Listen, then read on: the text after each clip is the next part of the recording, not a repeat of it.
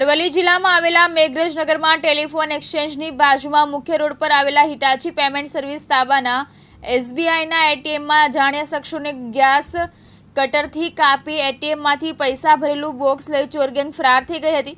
પોલીસની તપાસ હેઠળ એટીએમમાંથી ચોરાયેલ ખાલી બોક્સ પોલીસને ઉંડવા રોડ પરથી મળી આવ્યું હતું। મેઘરજનગરના મુખ્ય માર્ગ પર આવેલ હિટાચી પેમેન્ટ સર્વિસ તાબાના એસબીઆઈના એટીએમમાં સોમવારે વહેલી સવારે તસ્કરો ત્રાટક્યા હતા અને ગેસ કટરથી એટીએમ કાપી પૈસા ભરેલું એટીએમનું બોક્સ લઈ ચોરગેંગ ફરાર થઈ ગઈ હતી।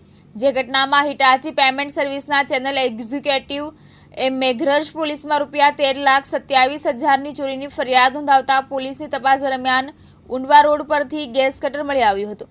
આગળ જતા પોલીસને એટીએમનું ખાલી બોક્સ મળી આવતા પોલીસે રાજસ્થાનના સિમલવાડા સુધીના મુખ્ય માર્ગ પર આવેલ દુકાનો અને હોટેલો પર સીસીટીવી ફૂટેજ ચેક કરતા ચોરગેંગ ધંબોલા થઈ આગળ નીકળી ગઈ હોવાનું જાણવા મળ્યું હતું।